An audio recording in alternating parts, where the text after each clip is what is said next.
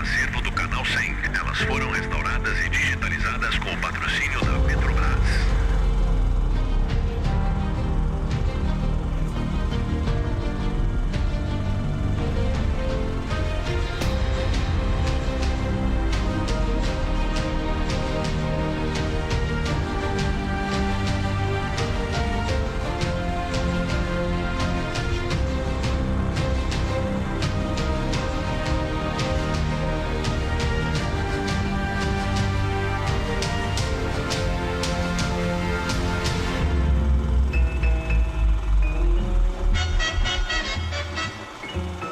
Qual é o limite para vencer os desafios?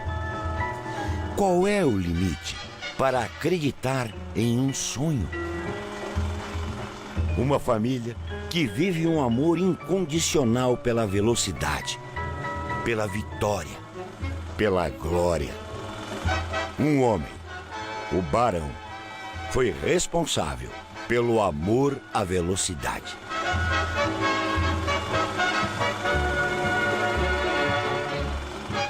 Existe um esporte no Brasil que gerou heróis tão idolatrados quanto os que temos no futebol. Existe uma família que ajudou a se criar essa mística em torno desse esporte. O esporte, o automobilismo, a família Fittipaldi, dos irmãos Emerson e Wilson, que estão aqui no Canal 100 para reviver. Momento que foge um pouco do futebol, é verdade, mas que teve o Canal 100 como um elemento importante para criar registros históricos das estripulias que vocês fizeram, especialmente no Rio de Janeiro, e sobre as quais vamos falar. Alexandre Niemeyer vai nos acompanhar nesse bate-papo, mas antes a gente gostaria de saber qual é a relação que vocês tinham com o Canal 100, de ir ao cinema para ver se aquela corrida eu quero ver se está lá. Muito obrigado, viu, Emerson? A história, né, nossa do automobilismo, obviamente, como você falou, começou com meu pai, pela paixão do automobilismo, e começou no Rio de Janeiro, primeira vez circuito da Gávea. E o Canal 100, a história do Canal 100, é aquilo, né, quando você ia para o cinema, né, a gente via as notícias, o que acontecia no esporte, tudo pelo Canal 100. Tinha lá para assistir, além do filme, logicamente, o trailer, né, e o Canal 100, que era, naquela época, o que mais dava notícias esportivas. Eu acho que tem algo que é muito interessante, né, Alexandre, que é Carioca da Gema, vocês que viveram o automobilismo no Rio de Janeiro, para essas novas gerações entenderem o que aconteceu em determinadas regiões do Rio de Janeiro em que se praticava o automobilismo. Hoje seria impensável, né, Emerson? Hoje seria impensável. Sabe que eu estava falando com o Alexandre antes, a família Niemeyer é uma família tão tradicional carioca, e que a Avenida Niemeyer, que existe idêntica como era nos anos 30. Exatamente. Agora estão fazendo uma ciclovia, finalmente. Agora vai mudar. E que lá passava o circuito da Gávea, né, o famoso trampolim do diabo, né? Você imagina um Fórmula 1 daquela época, da Niemeyer, e depois subindo a Rocinha, descendo a Tijuca. E o canal, né? Onde teve grandes acidentes no canal. Só uma pequena observação, quando descia a Gávea, pegava ainda uma parte de calçamento e trilho de bonde. Trilho de bonde, ali era um negócio, imagina você no asfalto, hoje em dia já é difícil. Imagina aquela época com... Mas as imagens do Canal 100 mostram isso. Uma das coisas que meu pai fazia era exatamente isso. Ele mostrava o automobilismo no meio da cidade, mostrando como era a cidade, né? O negócio legal do automobilismo é isso, que anteriormente a Interlagos e a Jacarepaguá, né, as corridas todas eram no circuito Gávea, depois passou para o Alto da Boa Vista e foi para Barra. Foi para Barra. E aí a gente mostra sempre a cidade. A gente vai ver umas imagens agora lá do circuito Barra, como é que era a Barra antigamente. Isso é irreconhecível, é outra cidade. Em 1963, né? Nós vamos dar uma olhadinha no circuito.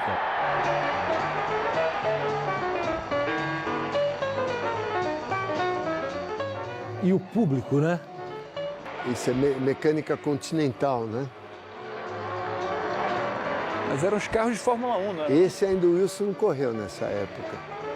Era antes da gente um pouco. Como é que é o nome desse guarda-reio aí, Emerson? É guarda-reio humano. Olha aquele Essa S. curva tem até hoje. Até hoje. Está lá. Tá lá. Inclinado, de concreto. Ainda é legal. Eu lembro que era molequinho e ficava assistindo lá o pessoal. Ó, mesma curva, aí pegava uma reta beira-mar. Quer dizer, um escape de um carro aí... Ah, olha aí a imagem, seria um negócio... Isso era uma Ferrari Testarossa na frente. Olha lá, acabamos de quase. falar. Não está acreditando. Olha lá. Olha O onde charutão. ela foi. O charutão. Os caras se esconderam atrás das árvores.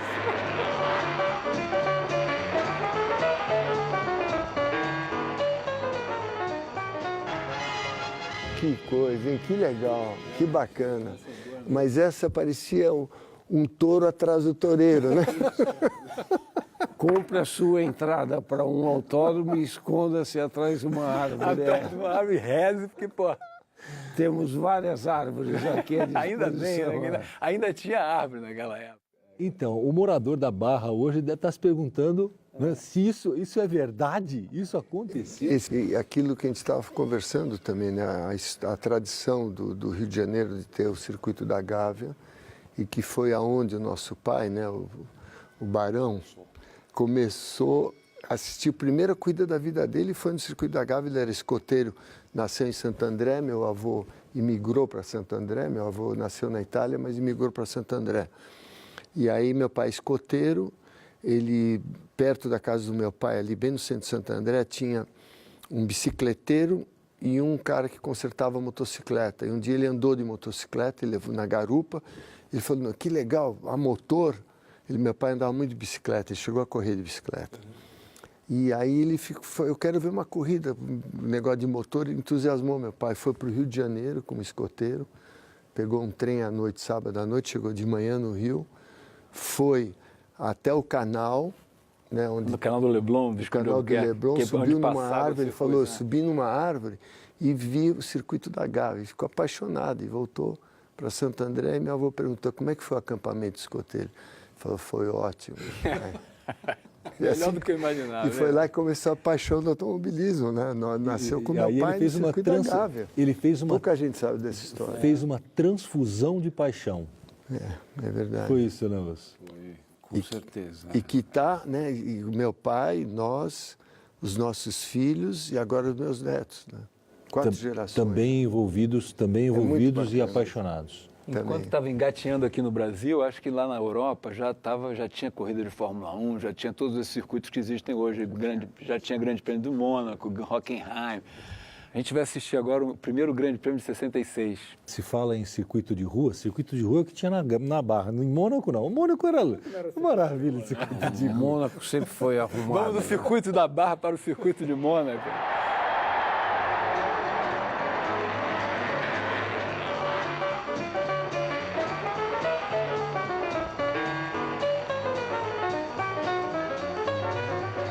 Mas também, né, evidentemente, sem o mínimo cuidado com a segurança, né? Seja das pessoas, seja dos próprios pilotos, né, Emerson? E Mônaco é igual até hoje, só que tem os guarda-reios mais altos e alguma cerca de proteção, mas é muito parecido. O autódromo, o circuito de Mônaco é quase igual até Quase hoje. igual, mesmo E trajeto. esses daí eram já o motor 3 litros, era o Fórmula 1 3 litros, que andava muito na época, que um pouco antes da era da ASA, né? Era um dos últimos Fórmula 1 antes da ASA, e com pneu médio. Então, são carros espetaculares, né?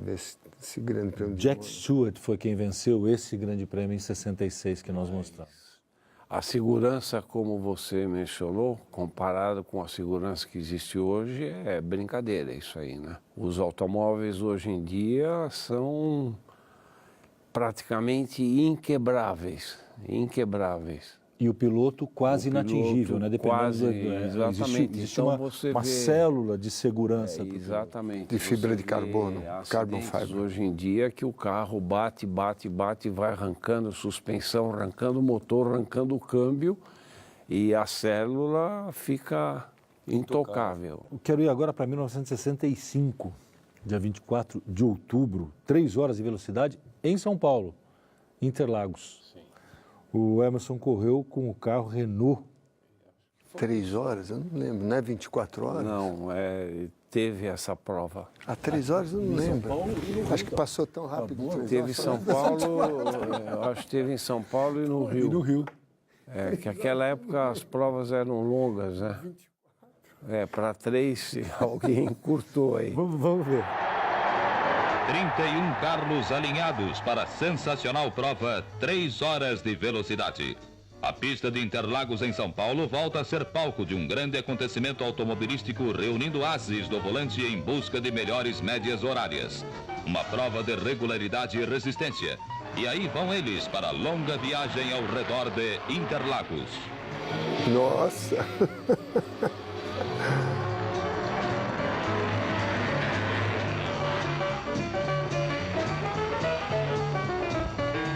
Interlagos. Que ano que foi? 1965. 65 eu já tinha 18 anos. Volta já destacam os concorrentes com maiores chances de classificação. Zambello, Marinho César, Lameirão, entre outros.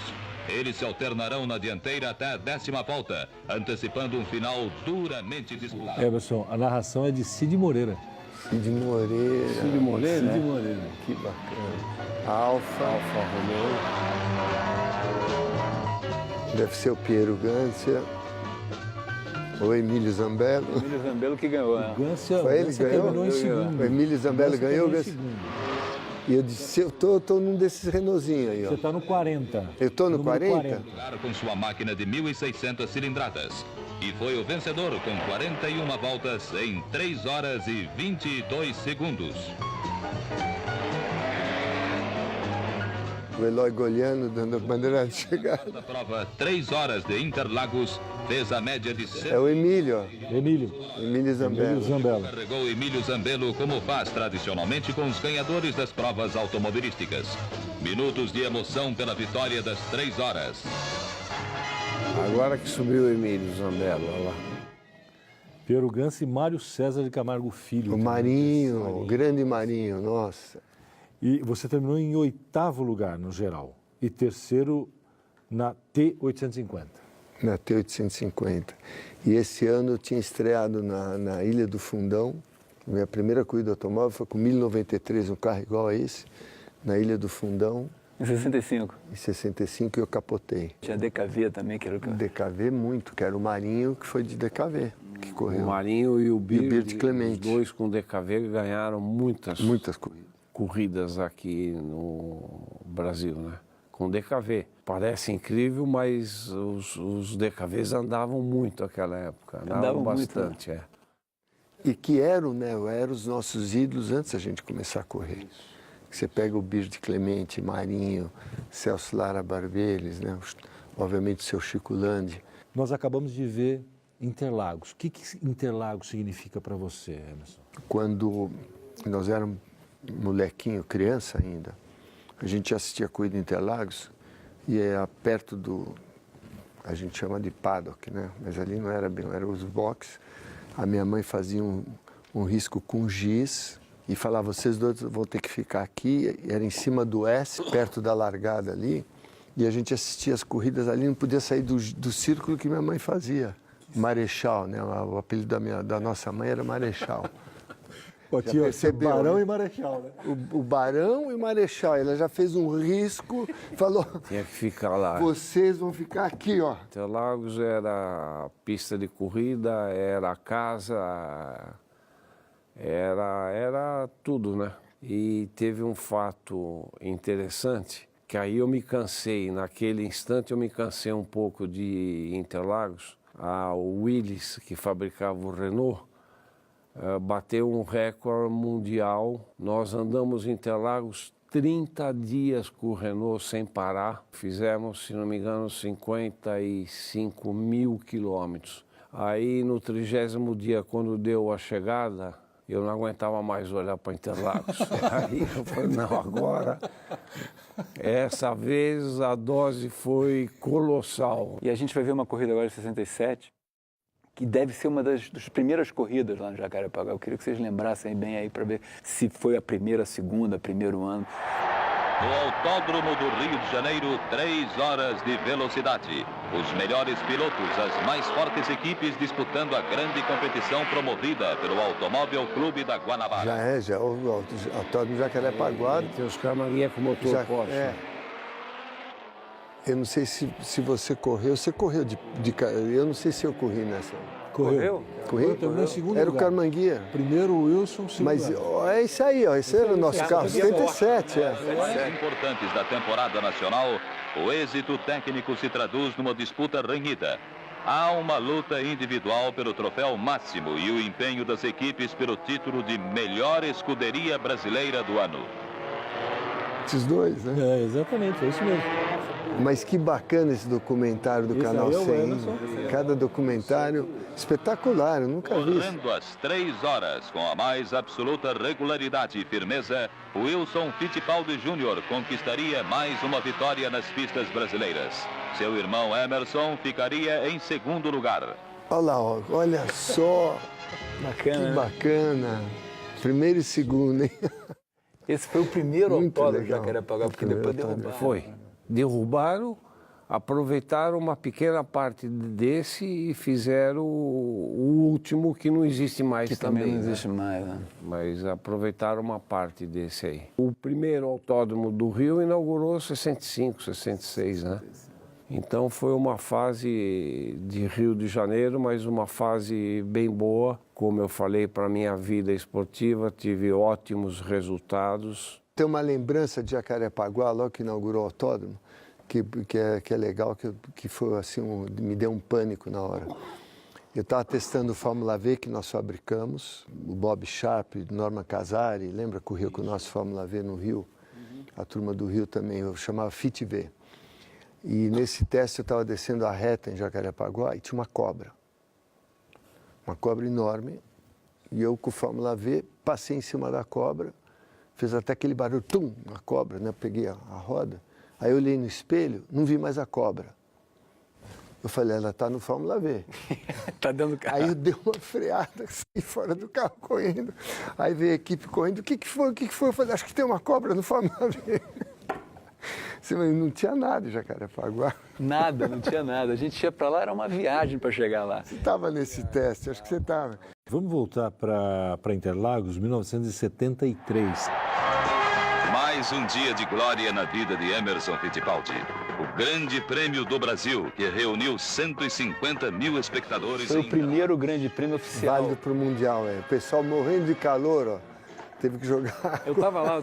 Você estava lá? 73 ainda. É uma prova dura, sob uma temperatura elevada. 40 voltas, quase 2 horas de velocidade. Um desafio. François Sever.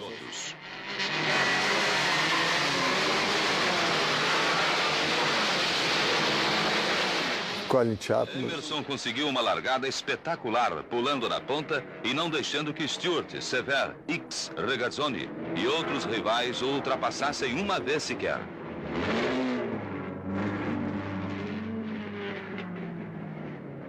O Autódromo Interlagos, os 8 quilômetros, era espetacular, né? Era outro traçado mais longo, né? 8 quilômetros a volta. Fittipaldi seguia na frente sem precisar forçar seu Lotus 72D. O carro rendia bem e ninguém o ameaçava. Ele acha que eu não forcei. É no limite. Olha o Colin Chapman. Sobre Stewart, o campeão mundial chegava em primeiro lugar e disparava com 18 pontos para a conquista do bimundial. Jack da Fórmula Stewart. 1. Quando você corre em casa é uma pressão muito grande, né? Porque a gente sentia, sendo ainda mais campeão mundial, chegar aqui no Brasil e que eu conseguia, graças a Deus, a ter essa pressão pro lado positivo. Sempre dava, assim, 110% da performance, de empenho, né? Porque você está correndo no quintal de casa, né? É diferente. Muito bacana que aconteceu hoje aqui e a surpresa, é a satisfação e como os olhos brilham quando vocês se identificam ou identificam alguém muito querido que esteve com vocês em alguns momentos históricos. Muito obrigado, viu, Emerson? Imagina, foi muito bacana, é muito legal ter essa história aí registrada, né, pro esporte brasileiro. Vocês estão de parabéns. Wilson, muito obrigado, viu? eu que agradeço esse convite e, logicamente, vendo toda essa história que passou hoje aqui, para nós é super importante. Por exemplo, esse final agora aqui, eu não me lembrava de eu ter vencido essa prova e o Emerson em segundo lugar. Os dois, entendeu? a dupla. O 7 é o Wilson, 77 é o Emerson.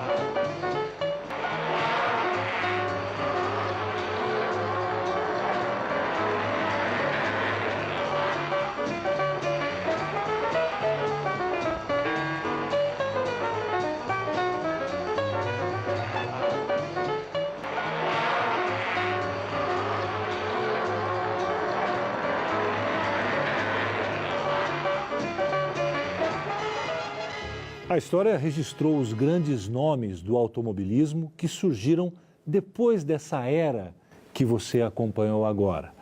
Mas a história registra também, por intermédio do Canal 100, onde tudo começou. Nos vemos. Tchau.